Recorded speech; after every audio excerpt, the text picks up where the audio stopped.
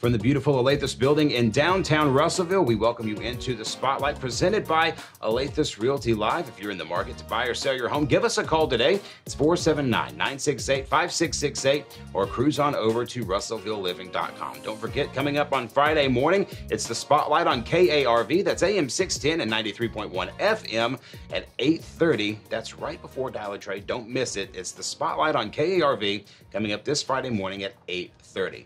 Our guest today is a longtime friend of mine, and she is a senator representing the great city of Russellville. We welcome you into the Spotlight, Senator Breanne Davis. How are you? Very good. Thank you for having me. We were talking about this before we went on the air, that 15 years ago, you and I were on TV together in Russellville in a small basement studio in Craybaugh at Arkansas Tech, anchoring the news. I didn't think this is where we would be 15 years later, but here we are. Yes, that was such a fun time. It was a great experience. Walk me through the moments that you were thinking about back in those days. Was this always something that was on your radar, state senator politics? I know that you were very ambitious back then. I mean, I could tell that from the moment I met you. But did you think, I'm going to be a senator before I'm 40? No. I mean, honestly, with politics, I always say there's no 5-year plan or 3-year plan because environments change so quickly. The landscape changes quickly. So there was really no specific plan on what exactly I wanted to do. I just knew from a young age I wanted to be involved in politics. I spent my late teen years and into my 20s volunteering for the Crisis Pregnancy Resource Clinic because, I believed so strongly in that. That's one thing, just my pro-life beliefs is what got me involved in politics. I did a lot of other volunteering, knocking on doors, campaigning, as a teenage Republican and into college. And so I knew in some capacity I wanted to be involved in politics. I just didn't know what that would end up looking like. And so you just kind of take it a day at a time. And, I finally, when I was 25, decided to run for school board. I had one child at that time. Right. And just thought, I want to be involved in his education and those decisions before he's in school and not wait till he's in school. And so that's how it went. I'm interested in, you said, I wanted to be in politics from an early age. Just how early are we talking? I was interested in politics in elementary school, which I know is really strange. I mean, I think for kids, but I've got found a letter years ago that I'd written in 5th grade to then Governor Jim Guy Tucker. And so just advocating at that time for year-round school and sort of making a case for it. So when I was 10 years old, I was doing that. And then at 12, I was a page down at the Capitol, I think for then Lou Hardin. And so it's just something that's always piqued my interest. And like I said, I didn't know if I would ever be elected or not, but I just knew this was the work I wanted to do. I just really strongly believe that if good people aren't running for office or aren't involved in politics, then what do we have? We've got to get involved.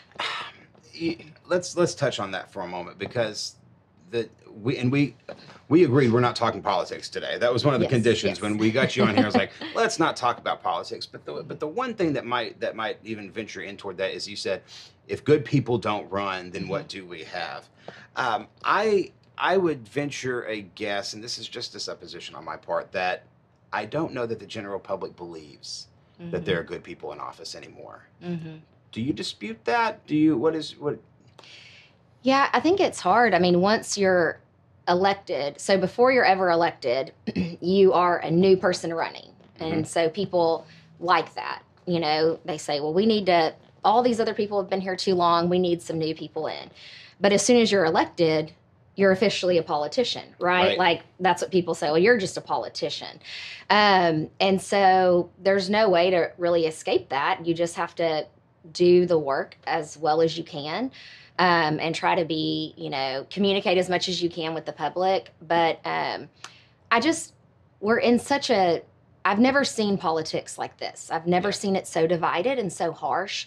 And so I think generally, people do just say, well, they're just a politician and, none of them are good. Right.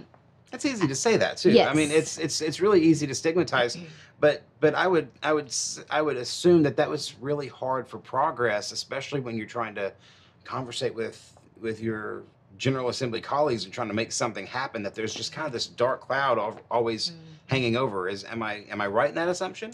Not necessarily with my colleagues in the legislature, and I think it's more with people who don't know you. So at a state Senate level, I know a lot of the people that I represent. Not all of them. I mean, the district has close to 90,000 people in it, so it's impossible. But it's still local enough that you have a connection with a lot of people in your district. And so I think people that know you personally are more kind and appreciative and know that, okay, well, we do have some good people representing us. But then out of the 90,000, there's a lot that don't know you. And so if you do something they don't like, you're just labeled. There's no personal human connection there. And so it's easy just to slap a label on somebody. Do you walk into the General Assembly with the mindset of, I'm going to accomplish something good every single day? What is that mindset walking in? The mindset's so different during session, maybe than it is in the interim. So a lot of people don't know we are technically a part-time legislature in Arkansas. So we have a general session, which can last 90 days every other year. So in odd number years, we have a general session for 90 days. In even number years, we have a fiscal session where we only deal with budget issues, and that can only last 30 days. So we're not setting policy in those even number years. And so the mindset during session, it's very intense. You have to do 2 years worth of work in 90 days. Yeah. I hate when people, like we got out of session in April, and I hate when people, I feel bad when people call in June and say, like, this is an issue. Like, can we run a bill for this? And I say, well, in a year and a half, I can. It's just so far out, right? And so my mindset is, so much of politics and really so much of life is relational.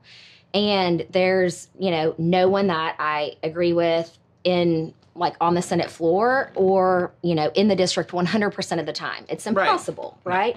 But I view my job as working together with 34 other members and, quite honestly, 100 House members.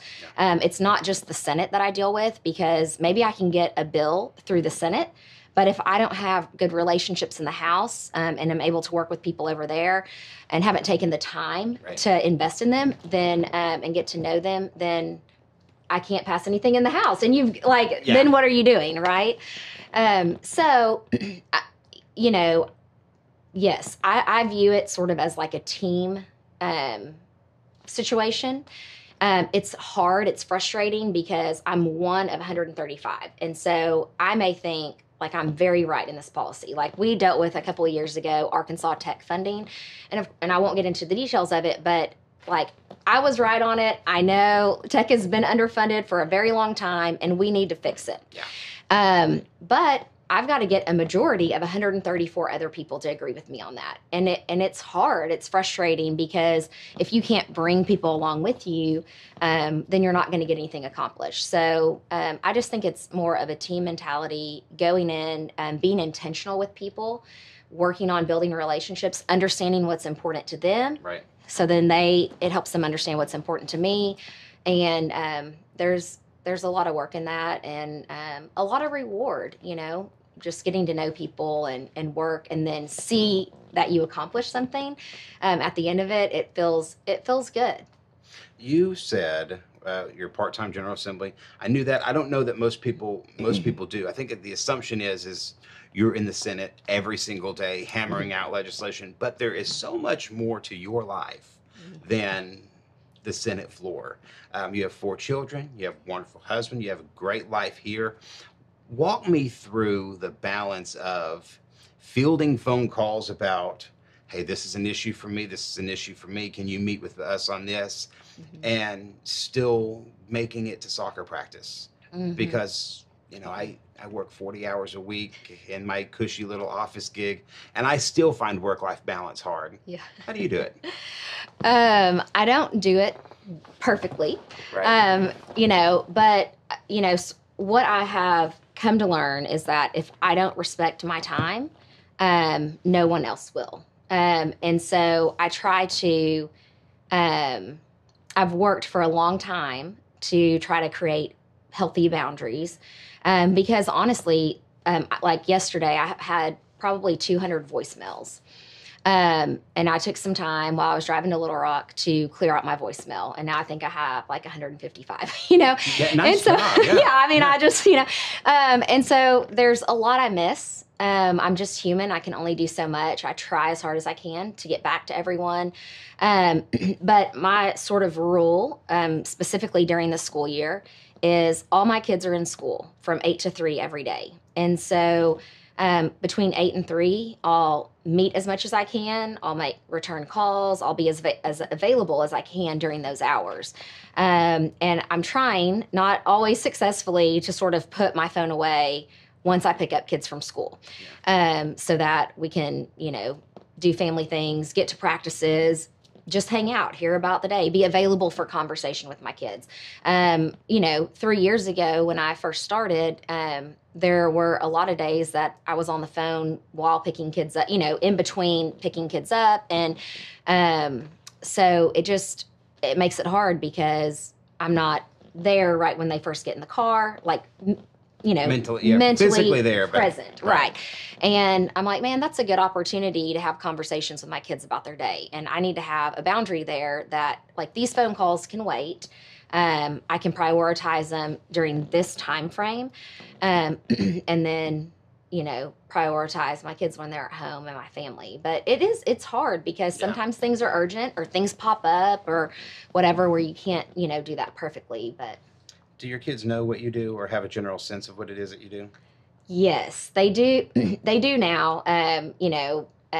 Like I think about back when I was on school board for 9 years, I didn't talk a whole lot about it. I took them to meetings with me some, but I just let them, we just didn't talk about it as much. And now they come to Little Rock with me a lot.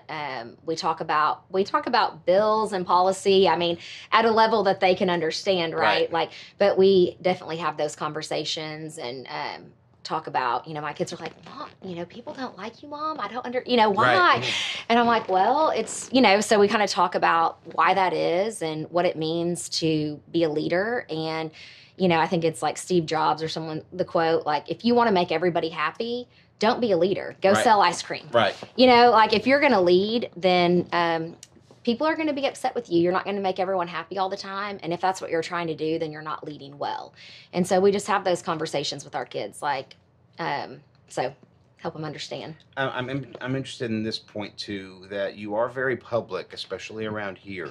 Are there conversations that you have to have with your kids that clearly are different from other parents? Because you are so public, what does that look like for your kids? Yeah, we do have to have some conversations that are, I would say, hard. Like we have to kind of think through, and it looks different, and some of them are just more personal conversations that we just have to have with them and just let them know, like, if something happens, like, don't respond and don't react. And it's okay. Just let us know if something's going on and, we can take care of it and handle it. But, we certainly have to have some of those conversations. Was it difficult for your family in the middle of a very contentious senatorial campaign the first go around? Mm-hmm. What's that family dynamic like when things get a little ugly? It's interesting because John Paul and I are both very strong personalities. We're both very competitive. We're, and we both like to just handle a situation up front. Like we don't have a problem with confrontation, and I don't mean confrontation in a negative way. I think as a society we view confrontation in an unhealthy way, but I think there's a healthy way to have confrontation and deal with an issue if you need to go to someone and work something out. And so you can't just always do that in a campaign.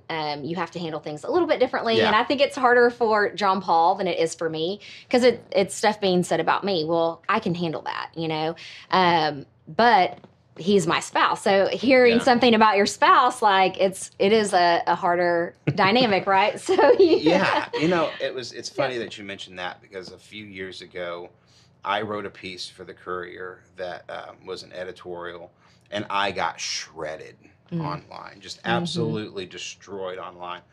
And it didn't bother me. That's part of what you do in this setup. But Jamie, I thought, oh my Lord, I'm so glad she's on my side, because she was ready to just pounce.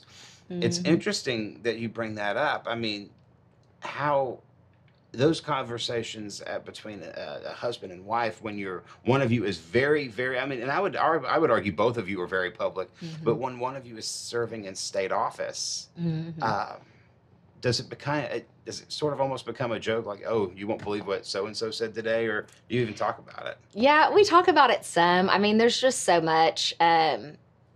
It's just interesting, the things that you hear about yourself that are just silly. Or never happened at all. Literally never. They're just silly, made up things, and that's just part of it.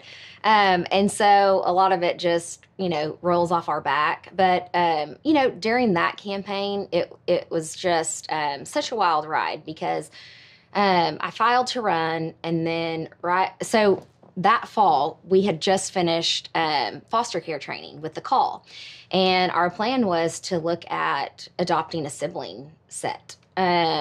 And we didn't know how that was going to look for our family, but that was sort of our plan in the fall. And then the seat came open. I decided to run, and then found out like a week later that I was pregnant and with our fourth kid. And then into the primary, found out pretty quickly, if you are a female who is 34 years or older, they call you geriatric maternal age. That's the label. Oh. And so I know they've got to come up with a better name, but I was 34. And so we did some testing. They encouraged some testing, and we found out that there was a very good chance that Everly was going to have Down syndrome.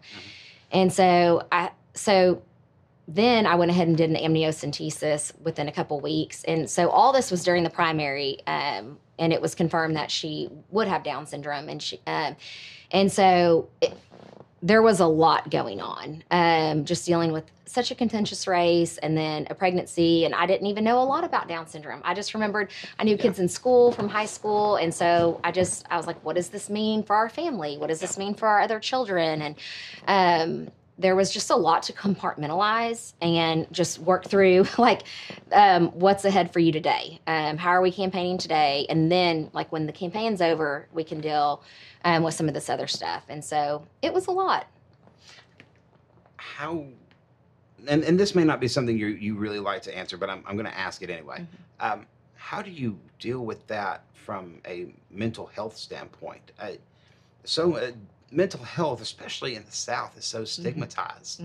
But there had to be a conversation with yourself at some point, going, how can I manage all of this and do it well? There's got to be a balance, right? Yeah, I mean, during a campaign, there's not a lot of time for mental health things, whatever that is. For me, going to the gym regularly, it's really good for my mind. It's just good to sort of clear my mind and work out. And there's none of that during the campaign. I mean, I was not sleeping very much. And what I was sleeping, it wasn't, good sleep. Right. Because there's just always so much to do. Your brain doesn't shut off. And so, it was a long several months. But I think, most people would just say in a situation like that, you just get through it. You work hard every day and know that there's sort of a light at the end of the tunnel. Election day's coming. Right. And no matter what, it's over after the election part is over. Yeah. Win, lose, or draw. Yeah, that's right. Let's talk about election day. Let's talk about a few weeks before election day. The circumstances for you running for state senate was the passing of the late Greg Standard, who, by the way, I believe, if I'm not mistaken, was nominated to the Insurance Hall of Fame this week. Oh. So, yeah. Big shout out to the Standridge family. That's cool. But the reason I bring that up is because, as contentious as that was, a few weeks before Election Day, you got the endorsement of his wife. politically, that's huge, obviously. Mm-hmm. What did it mean to you personally? It meant a lot. I mean, honestly, it was, from an outsider myself, going into that, it was a uncomfortable, I guess, situation because we had to have the special election so quickly. Yeah. After he passed away, and so it felt a little insensitive. It felt uncomfortable, and so you had to make calls and have conversations with his family and very close friends, and they were all just so gracious and supportive and helpful, and so it's hard to put into words like what that meant, how that was, but it was anyways. It was very, it was unexpected and very touching, that they were still involved and part of something that was so fresh to them, that they were willing to still be involved and care about something. And so it meant a whole lot. I want to touch on something too that we have not yet touched on. I came on board here in January and took over as marketing director, and I've been nervous ever since. Because you want to do a good job. You've got so much riding on the plate. There's so much money on the line. But then you walk in on your first day as an Arkansas State Senator in your 30s, and by the way, a female, and in what has not traditionally been an office held by females. Tell me how you are thinking as you pull up to that Capitol the first day on the job. It's interesting there. I've worked in politics for quite some time, or been around, state agencies and government workers and stuff like that. So I'm very familiar with the Capitol going into the job. Sure. I knew where things were. I knew people that were working in the governor's office and the attorney general's office and all the different agency directors. And so, but walking onto the Senate floor, that's not something that maybe I had done like once before. You don't just get to walk on. Right. And it's just strange. It feels different. Yeah. There, on the Senate floor. And so it's just a strange thing to think, I really get to be there. I really get to do this work. I really get to serve. It's just was a crazy feeling, just being sworn in, by a Supreme Court justice, and looking around and saying, like, these are the other 34 people that I'm serving with, and we're setting policy for the entire state of Arkansas for 3.1 million people. I mean, what a heavy responsibility. Yeah. So. And a few years ago, I was invited to the governor. I say a few years ago. It's been like 15, 16 years ago now. I was invited to the governor's mansion as part of a Channel 7 gig. I don't remember what it was. And I remember looking around and thinking, I 100% do not belong here. Yeah. Like this, a boy from Yale County who milked cows before he went to school does not belong in the governor's mansion. There's just kind of this strange, like, I'm glad I'm here. I'm glad I made it, but I don't know that I belong here yet. Yeah. Did you have any of that?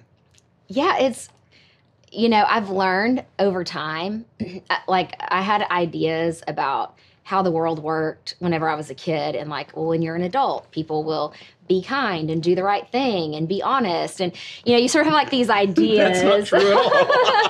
I've learned a lot over the years, and so each step, at each point, I've just realized like when you have those insecurities and think like, how am I qualified to do this work? How am I qualified? Like when I walked into school board, was like, okay, I've got a lot to learn here. I'm very new. People have been doing this for a long time.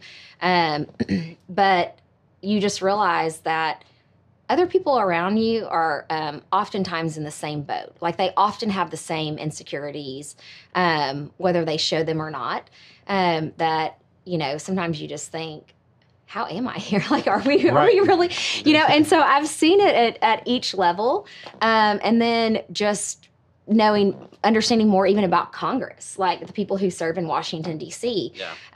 And just that at the end of the day, they're regular people and they're human doing, what they can. Some of them the best job they can, maybe some of them not. And some of them sold out to lobbyists, but that's yeah, fine. Yeah. It's like, some are doing what they can. And so, it is an interesting dynamic just to think like, wow, like I said, you're setting policy for 3.1 million people, and it really sets the trajectory of the state. And so it's, I feel that, like I said, that it feels different on the Senate floor. Like you walk in, I don't know, it just has a different air about it. Yeah. And so maybe that's just, I feel the weight of that responsibility. It feels really cool that you get to do that. I'm like, wow, I can't believe I get to do this. But you definitely carry the responsibility with you on it. I mentioned something earlier, walking in on that first day, but especially as a woman, and we talked about this before we went on the air, and I wanted to push into that. I still believe, and I don't know if you would agree with this or not, but I still believe that there is some kind of, and I think the word stigma is not the right word, but there's not enough female representation in the General Assembly. That's a personal opinion, not of Olathe Realty. It's a personal opinion. But especially younger women who are still raising kids. How do you walk through that part of it?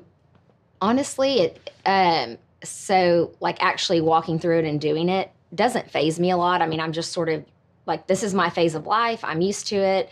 I've been working since I was 16 years old. I don't know anything different. Right. But it's certainly true.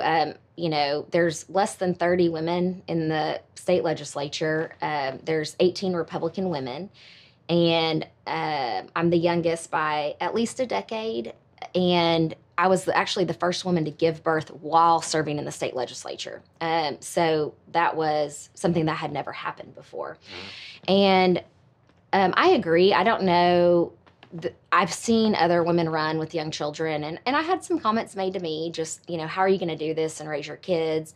And I just kind of said, just like I've been doing it for the past 10 years. Like, you get up, you do the work, you figure it out. And to me, this is so important because we've lived in this state most of our lives.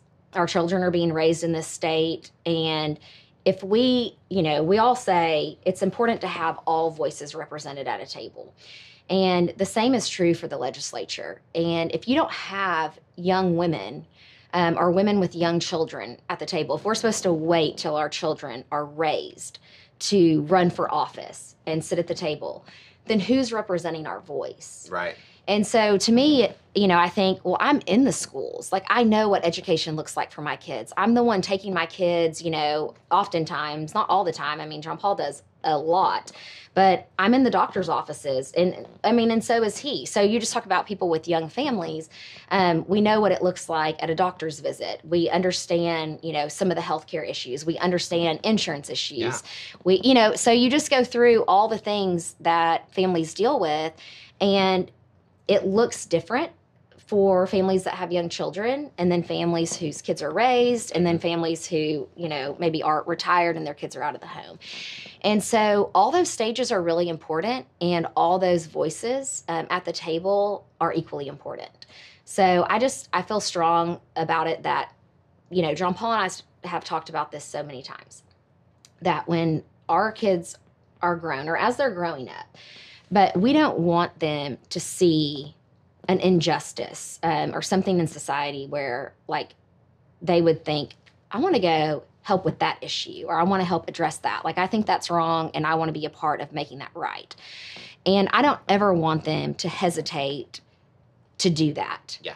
And I think a way to help ensure that they're eager to go in or don't have hesitation is that they've seen it modeled their entire lives. Yeah. John Paul and I don't shy away from things that we see that we feel are wrong, or things that we just say, like, hey, that's a great thing to volunteer or get involved with. And we jump in and do it. And I think if our kids grow up seeing that, and it's just a normal thing in our house, then when they grow up, they'll see something that they want to volunteer with, or an injustice that they want to help right. And hopefully they won't have hesitations. They'll say, I'm willing to jump in and lead on that if I need to. Right. And so it's just sort of the way our house runs. And I think it's important that I don't want my kids to see that when they're 20 or 30, that like, Right. oh, now my mom's getting involved. No, you can do both. And so that's important to us. I found it very important to really have those conversations with my own daughter. Mm-hmm. She had a stroke at birth. She's 9. She'll be 10 in March. And the conversation that surrounds kids who have special needs particularly is all the things that you can't do, all the things you won't be able to do. And that's why it's so important to me that we get a more balanced General Assembly at some point, because I don't care what disability that they have. She had a stroke. That's not going to stop her. And I want that exemplified. Do you see yourself as that role model for young women in the state? I hope that it's something that, so it's interesting, since Everly was born, she just turned 3. And I make posts about her occasionally, just like all my kids, Sure. But it has been interesting over the last 3 years how many people I don't know, but maybe we know people mutually throughout the state that say, like, they, really like seeing your post. They've got a child with Down syndrome, or they found out. I've had people that I don't know call me and say, we just found out that we're going to have a baby who's going to have Down syndrome, and can I ask you questions about it? And so it's just, it's interesting the reach that you can have without realizing it. Yeah. And so one thing that I am so thankful for is it does give me a different perspective. I have to deal with, therapies and, Tefra, which our state Medicaid system, like there's all these things I deal with now that I understand on a personal level that I did not understand before. And I think, that's something that a lot of people want to help. A lot of legislators, want to help people who are having complicated issues with, Sure. Department of Human Services and Medicaid and all these different things. But it's hard always to know what to do because you don't have that personal experience. Yeah. And I get it, because it's complicated and it's hard, and unless you've walked through it. And so I do think it gives a unique perspective, and I hope that it's just like when we found out that Everly was going to have Down syndrome, we didn't know, like I didn't know much about it. And so just to learn, like, what does this mean? What does it look like for her and our kids and stuff? So just learning about that and walking through it, and I had people, like, there's a very tight Down syndrome community in the state of Arkansas. And so they were all supportive and reached out and helped answer questions. And so my hope is that as we, are able to share our personal lives, that people can see that who don't have kids who have a disability. And I think that, we're afraid of what we don't know and don't understand. Absolutely. Yeah. And so, and I get that, like, I feel that way too about things I don't understand or don't know much about. You're a little fearful about it or afraid to ask questions. Sure. Or whatever. And so my hope is that in just sharing our lives in a, normal, authentic way, that it will help others understand people with Down syndrome and how families can function and how capable they are. And that will just sort of chip away at that fear and chip away maybe at the stigma of thinking, well, people who have a disability like Down syndrome, they can only do this type of work when they're grown, or they can only do this much in education. And what we've learned over the past several decades is that they're capable of so much more than we can imagine. I mean, you just think 40 years ago or whatever, they were still institutionalizing people who have Down syndrome. And look where we are today. They're integrated into typical classrooms.